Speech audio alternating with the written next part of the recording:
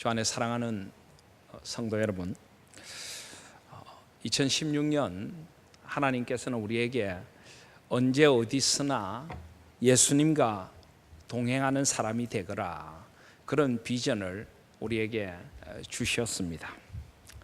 그래서 우리는 언제 어디서나 예수님과 동행하는 사람이 되고 싶어 예수님이 어떤 분으로 우리와 함께 동행하시는가, 예수님이 어떤 분이신가를 요한복음을 중심으로 사복음서 가운데서 우리 전반기에 말씀을 살펴보며 하나님의 말씀을 들었습니다.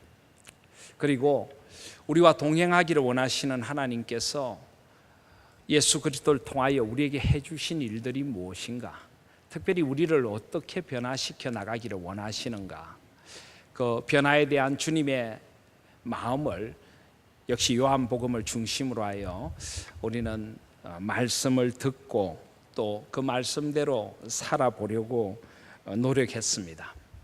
이제 하반기를 시작하면서 또 이 여름을 지나면서, 그렇다면 우리와 동행하기를 원하시는 예수님이 어떤 분이시고 또 예수님이 우리를 어떻게 변화시켜 나가기를 원하시는가를 배웠다면, 이제는 좀 더 구체적으로 예수님과 동행하는 삶이란 어떤 삶인가를 말씀 속에서 배워보고자 합니다. 우리는 언제 어디서나 한평생 예수님과 동행하는 사람들이 되고 싶습니다. 그래서 한평생 예수님과 동행하는 삶을 살아간다는 것이 무엇을 의미하는가 하는 것을 이 여름 동안 함께 말씀 속에서 듣고 배워보기를 소원합니다. 오늘 저는 그 첫 말씀으로 마태복음 11장 28절로 30절 말씀을 저와 여러분들 우리 모두에게 주시는 말씀으로 섬기기를 원합니다. 특별히 저는 이 29절 말씀을 생각합니다. 나는 마음이 온유하고 겸손하니 나의 멍에를 메고 내게 배우라. 여기 내게 배우라. 사랑하신 여러분, 2016년 전반기를 돌아보면서 여러분들은 정말 언제 어디서나 예수님과 동행하는 동행의 삶을 사셨습니까? 우리 공동체는 언제 어디서나 정말 예수님과 동행하는 공동체였습니까?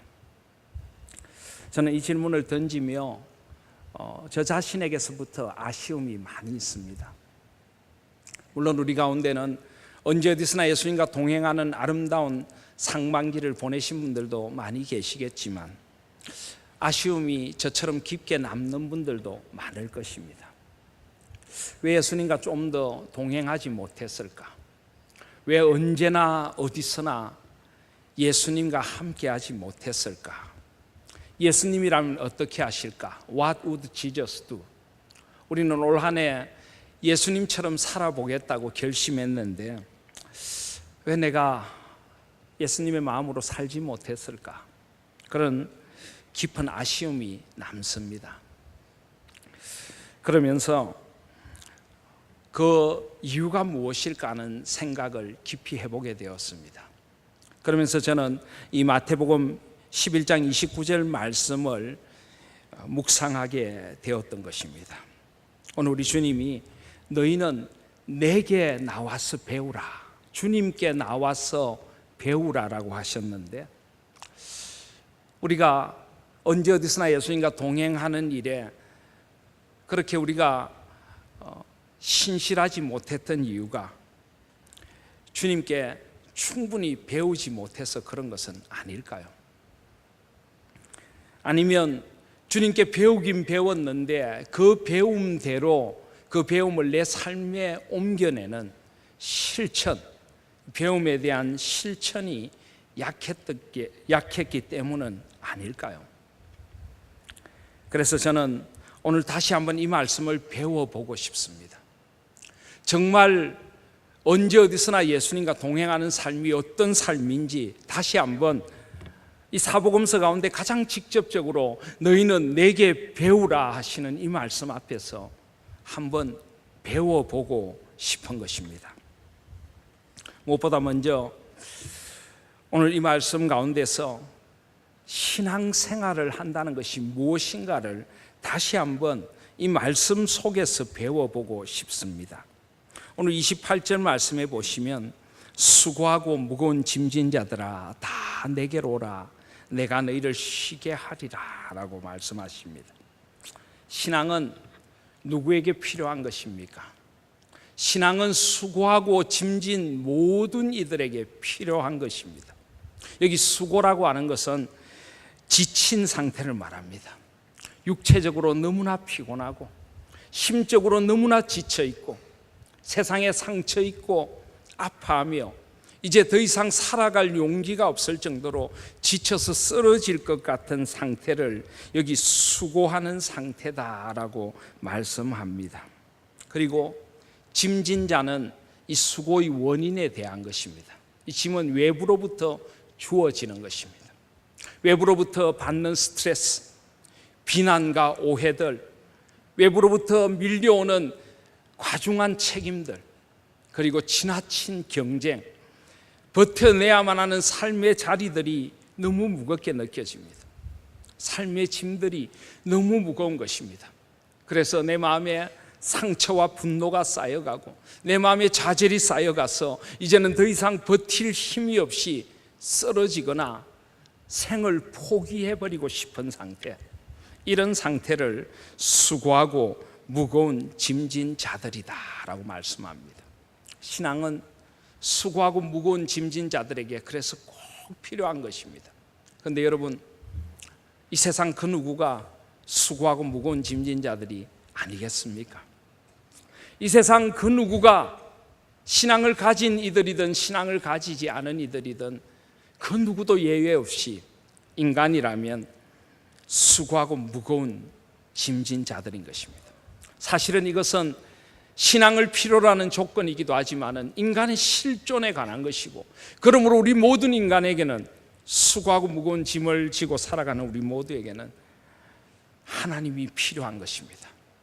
수고하고 무거운 짐진 자들. 이 짐은 죄의 짐일 수도 있습니다. 우리 모두는 죄의 유혹과 죄의 유혹 앞에 때로는 무너져 내리는 나 자신을 슬퍼합니다. 끊임없이 이 세상의 유혹과 죄는 우리를 흔듭니다. 그리고 우리는 죄와 죄책감, 그것으로 말미암아 힘들어하고 아파합니다. 우리 인간은 누구나 죄의 짐을 지고 살아가는 존재들입니다. 그래서 우리 모두에게는 사실은 반드시 신앙이 필요한 것입니다. 그런데 오늘 말씀은 이렇게 말씀합니다. 수고하고 무거운 짐진 자들아 다 내게로 오라 내가 너희를 쉬게 하리라. 사실 이 말씀을 원문으로 보면은 오라라고 하는 말씀이 제일 앞에 나옵니다. 오라 너희는 내게로 다 가지고, 모든 것을 다 가지고 오라. 수고하고 무거운 짐진 너희들이여 내게로 오라. 그리하면 내가 너희를 쉬게 하리라. 오라. 우리는 세상의 짐에 눌려서, 마음의 상처들에 눌려서 낙담하여 삶을 포기하고 싶어 축 늘어진 어깨로 땅만 보며 삶의 자리를 한탄하며 걸어갑니다.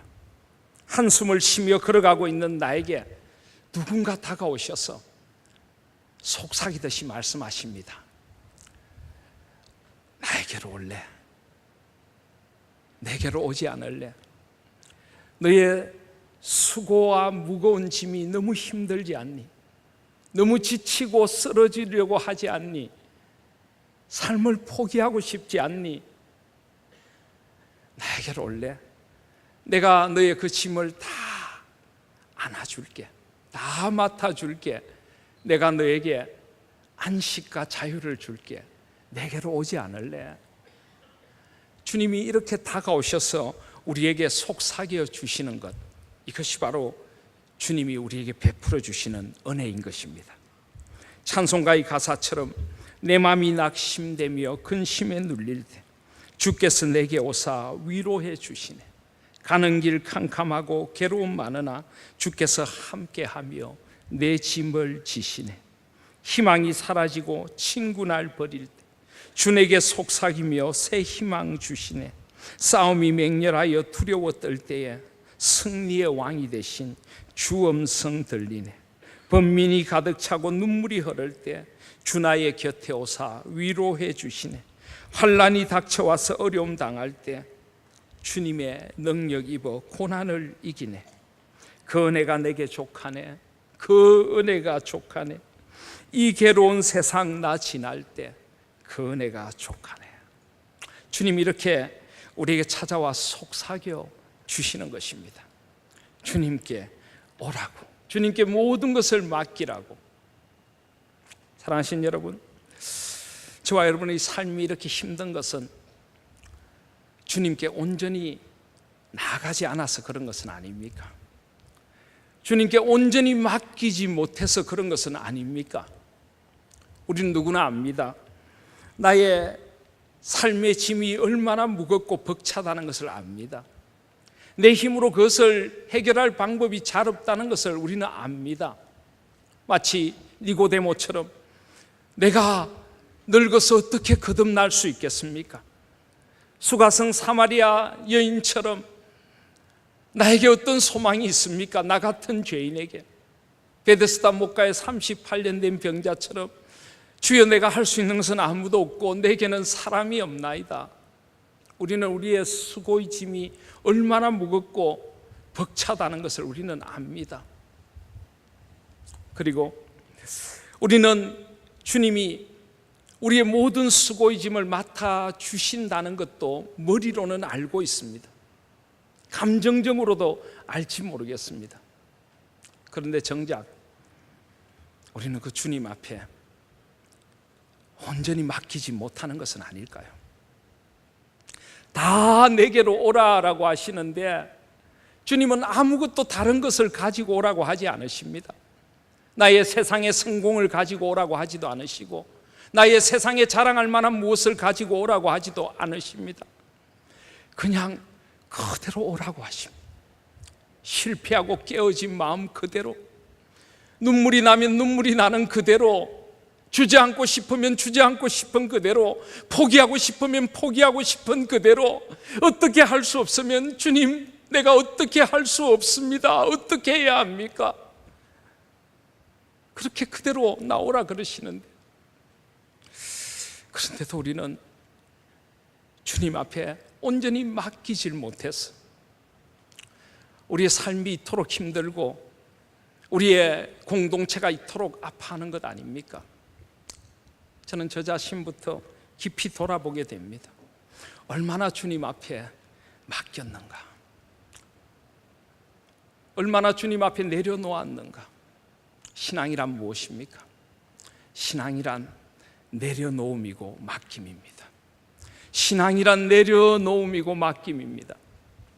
저와 여러분의 삶이 이토록 지치고 힘든 것은 나 홀로 무거운 짐을 지고 지치다 쓰러질 것 같은데도 주님 앞에 아직도 온전히 내려놓지 못해서 그런 것은 아닐까요? 저는 오늘 다시 한번 이 은혜의 초청을 저와 여러분들에게 드리고 싶습니다. 사랑하신 여러분, 삶이 힘들지 않습니까?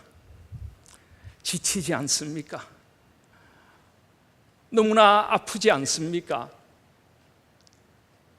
나의 모든 아픔과 외로움과 고통과 쓰라림과 나의 연약을 아시는 주님이, 나의 죄도 아시고 나의 그 불안도 아시는 주님이 오늘 나에게 오라고 하십니다.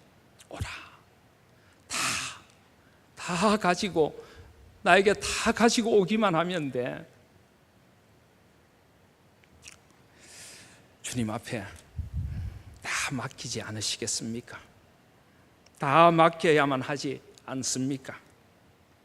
오늘 주님의 이 말씀을 깊은 마음으로 듣고 이 말씀 앞에서 아멘, 주님, 이제는 다 맡기겠습니다. 다 내려놓겠습니다.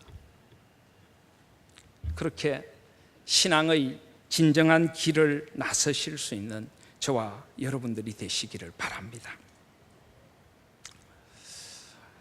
우리는 너무나 많은 경우에 나의 프로그램을 가지고 있습니다. 너무나 많은 경우에 나의 생각과 나의 계획과 나의 성공을 꿈꾸고 있습니다. 우리는 이것이 반드시 있어야만 인생이 성공한 것이라고 생각하고, 이것이 반드시 있어야만 경쟁에서 이기는 것이라고 생각하고, 이것이 반드시 있어야만 행복한 것이라고 생각을 합니다.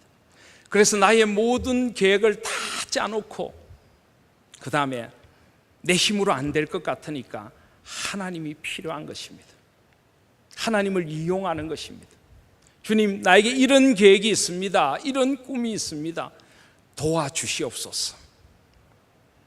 사랑하신 여러분, 진정한 신앙은 그보다 한 발 더 나아가야 합니다. 나의 계획도 내려놓고, 나의 뜻도 내려놓고, 나의 성공의 조건들도 내려놓고 하나님 앞에서 하나님이 원하시는 나의 삶은 어떠해야 하겠습니까? 지금 이 위기의 순간에 내가 생각하는 해결의 방법들을 내려놓고 주님이 해결해 주시옵소서. 주님만이 가장 좋은 해결의 방법을 아실 줄 믿습니다.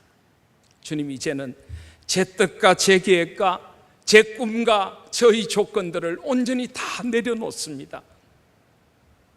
주님이 맡아주시옵소서. 그렇게 주님 앞에 맡기시겠습니까? 그것이 바로 신앙입니다. 그것이 바로 신앙인 것입니다. 그럴 때 주님은 이렇게 말씀하십니다. 수고하고 무거운 짐진 자들아, 다 내게로 오라. 내가 너희를 쉬게 하리라. 그럴 때 우리는 비로소 참된 쉼과 안식을 누리게 될 줄 믿습니다. 그럴 때 내가 붙들고 가던 그 세상에서부터 자유를 누리고 주님께 맡김으로 오는 놀라운 자유와 은혜를 누리게 될 줄 믿습니다. 그래서 주님은 30절에 보시면 이는 내 멍에는 쉽고 내 짐은 가벼움이라. 내 짐은 가벼움이라. 주께서 우리를 가볍게 해주시길 원하십니다. 지쳐 쓰러질 것 같은 나의 짐을 주께서 하나하나 안아주셔서 가볍게 해주시기를 원하시는 것입니다. 그 주님 앞으로 나아가시는 저와 여러분들이 되십시다. 여기 내가 너희를 쉬게 하리라 라고 합니다. 이 쉼이란 무엇입니까? 이 쉼은 사실 새로움이라는 의미입니다. 이 원래 쉼이라고 하는 단어는 원래 원어로 하면은 두 단어의 합성어입니다. 아나파우오라고 하는데요, 아나라는 것은 다시, again, 다시 한다는 것입니다. 파우오라고 하는 것은 멈춘다는 것입니다. 멈추는 것, pause, 멈추는 것을 말합니다. 이 쉼이라는 것은 멈춰서서 다시 시작할 힘을 얻는 것입니다. 다시 한번 이 상황을 새롭게 주님의 눈으로 보면서 다시 시작할 힘과 용기와 은혜를 덧입는 것이 바로 이 쉼인 것입니다. 왜 주님은 쉼을 이렇게 표현하실까요? 그것은 사실은 우리가 주님 앞에 나아가는 그 나아감에 있어서 우리의 환경이 변하지 않기 때문입니다. 우리가 주님 앞에 모든 것을 맡긴다고 나를 내리누르고 있는 이 문제들이 없어지는 것이 아닙니다. 나의 고난과 아픔이 순식간에 사라지는 것 아닙니다. 우리의 깨어짐이 순식간에 하나로 회복되는 그런 은혜가 바로 임하지 않을 수도 있는 것입니다. 여전히 나는 그 자리에 있습니다. 여전히 나를 둘러싸고 있는 수고와 무거운 짐은 나를 내리누르고 있습니다. 그런데 주님은 그 속에 찾아오셔서 이것을 바라보고 이것을 대하는 나의 눈을 다시 새롭게 해주시고 나의 마음을 다시 새롭게 해주시는 이것이 바로 쉼인 것입니다. 사랑하시는 여러분, 성경은 우리가 이 땅에 살아가는 동안 여전히 우리가 고난과 아픔 가운데 살아갈 것이라고 말합니다. 물론 때로는 하나님께서 기적과 같은 은혜로 우리를 치유하고 우리를 회복시켜 주시겠지만은 우리가 저 영원의 나라에 이르기까지 우리는 여전히 고난과 아픔의 깨어진 세상을 살아가야 합니다. 그런데 주님은 이 쉼이라는 것을 우리에게 주기를 원하십니다. 그래서 29절에 보시면 나는 마음이 온유하고 겸손하니 나의 멍에를 메고 내게 배우라. 그리하면 너희 마음이 쉼을 얻으리니.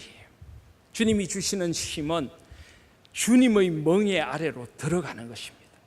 지금까지 나의 멍에, 나 자신, 나의 인간적인 멍에를 메고 낑낑대며 고통받으며 살아갔다면 이제는 주님의 멍에 아래로 나의 모든 짐을 가지고 가는 것입니다.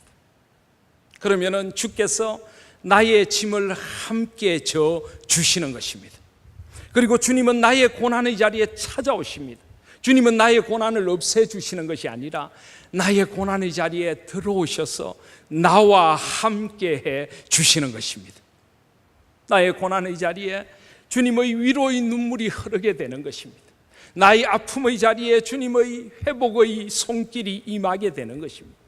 나의 문제를 바라보는 시각에 주님의 비전이 임하게 되는 것입니다. 우리는 새로운 꿈을 꾸게 됩니다.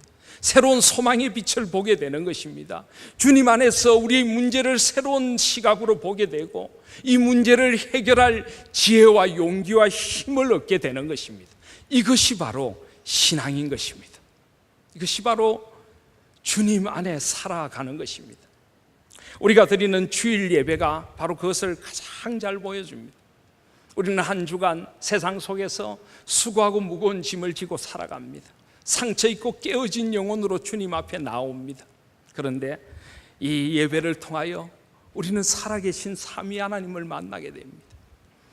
하나님께서 세상을 운행하고 계신 그 손길을 보며 우리의 좁아지고 우리의 닫혀버린 마음을 하나님의 세계를 향하여 열게 되는 것입니다.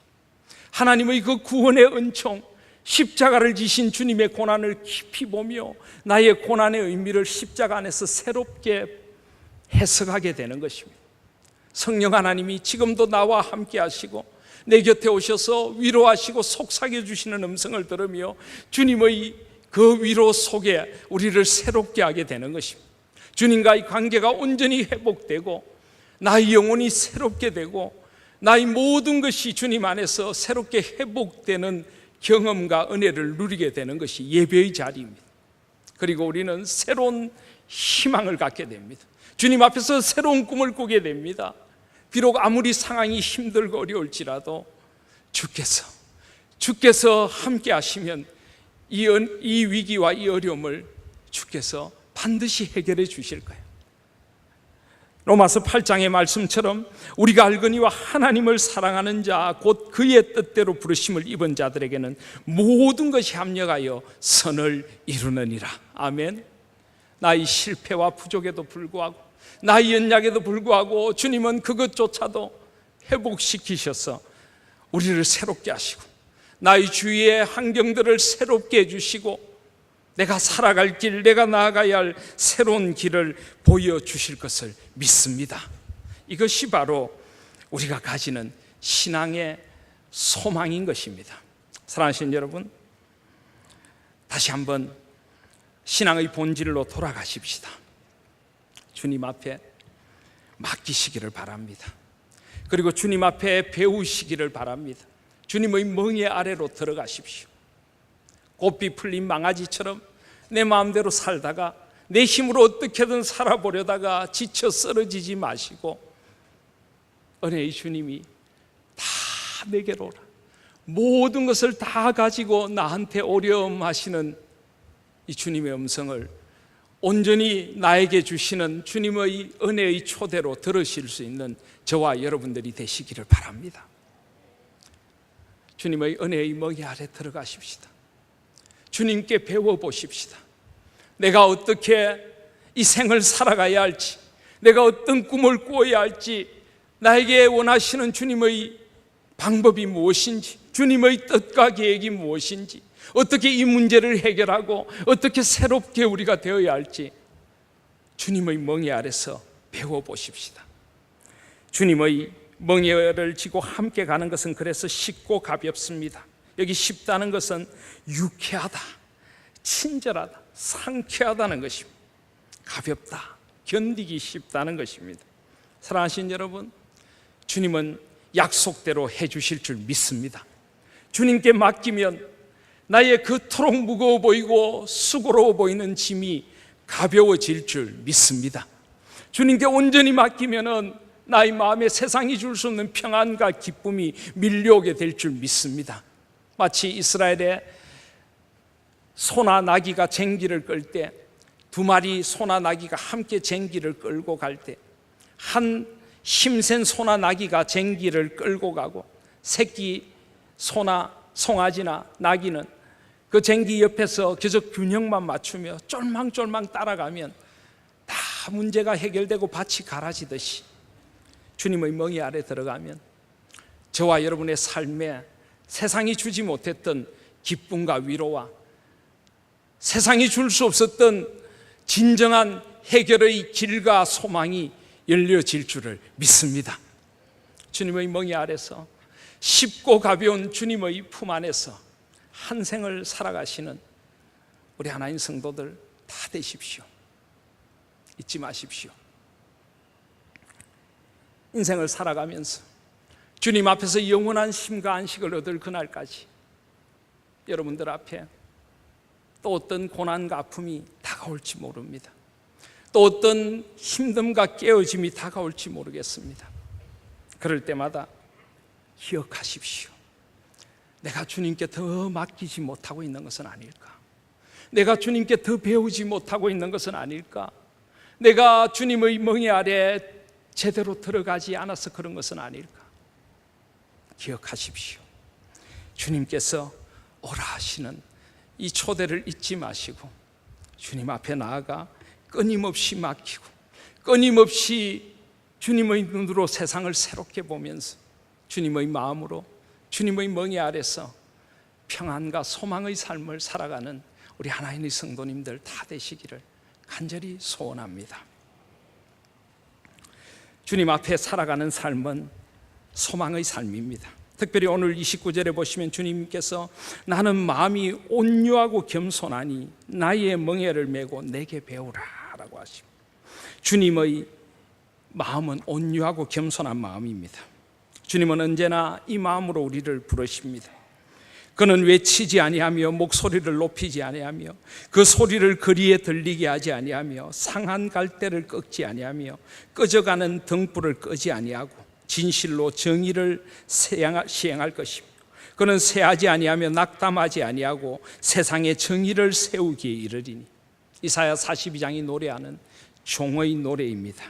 그렇습니다. 주님은 이런 분으로 우리 가운데 계십니다. 잊지 마십시오.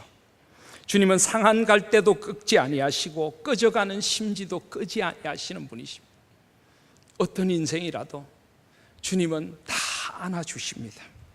주님은 낮은 마음으로 우리 가운데 오셨습니다. 빌립보서 2장에 보시면 너희 안에 이 마음을 품으라 곧 그리스도 예수의 마음이니 그는 근본 하나님의 본체시나 하나님과 동등됨을 취할 것으로 여기지 아니하시고 오히려 자기를 비워 종의 형체를 가지사 사람들과 같이 되셨고 사람의 모양으로 나타나사 자기를 낮추시고 죽기까지 복종하셨으니 곧 십자가에 죽으심이라.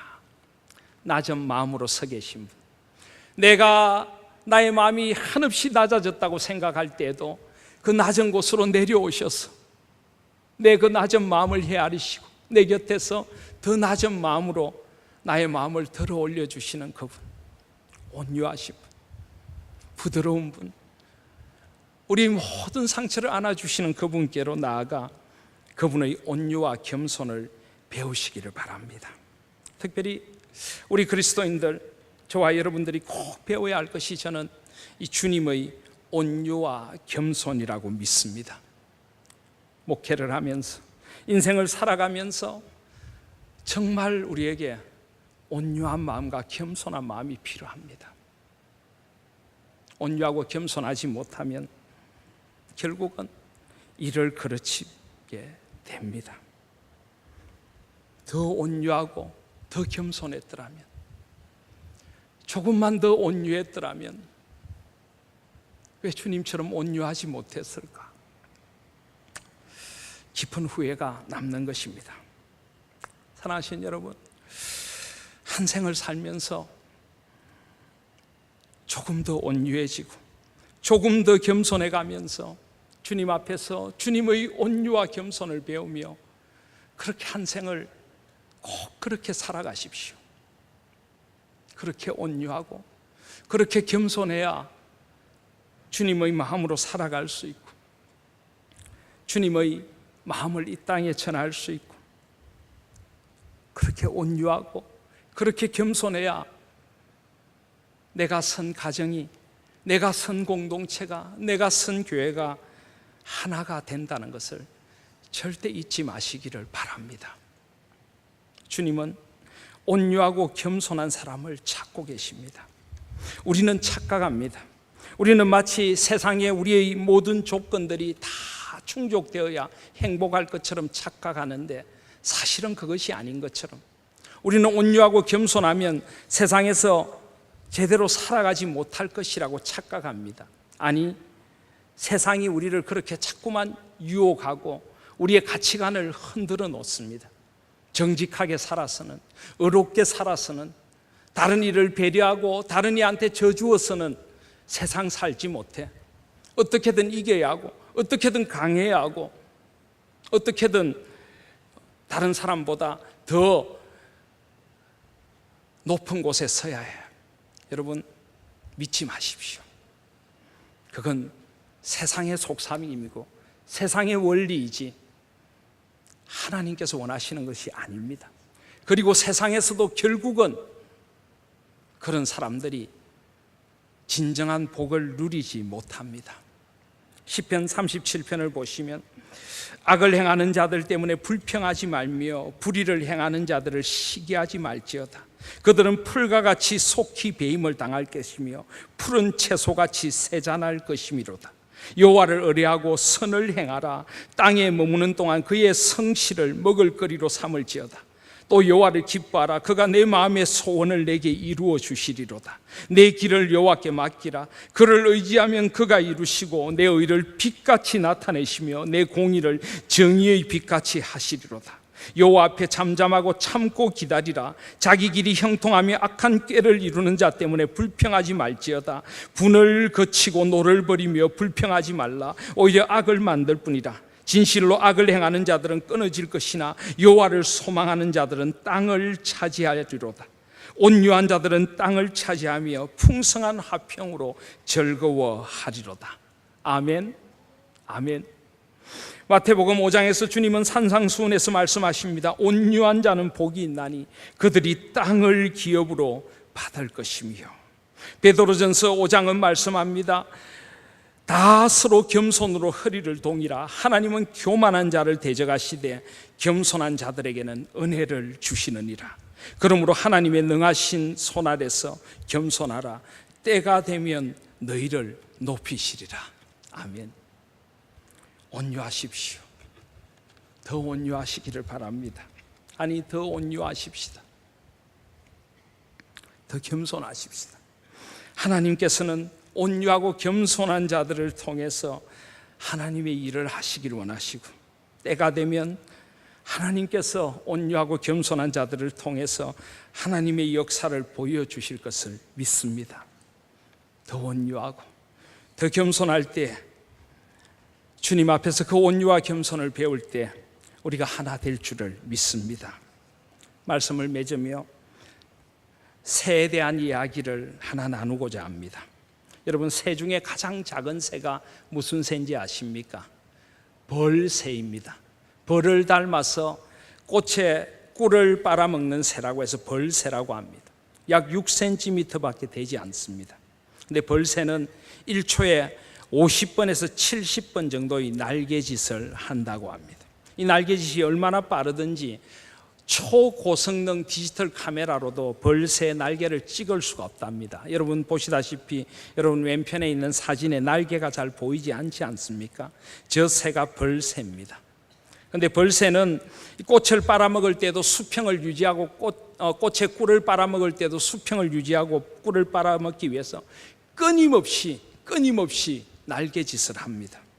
그런데 그러다가 결국은 지쳐서 아주 짧은 생애를 살고 벌새는 죽는다고 합니다.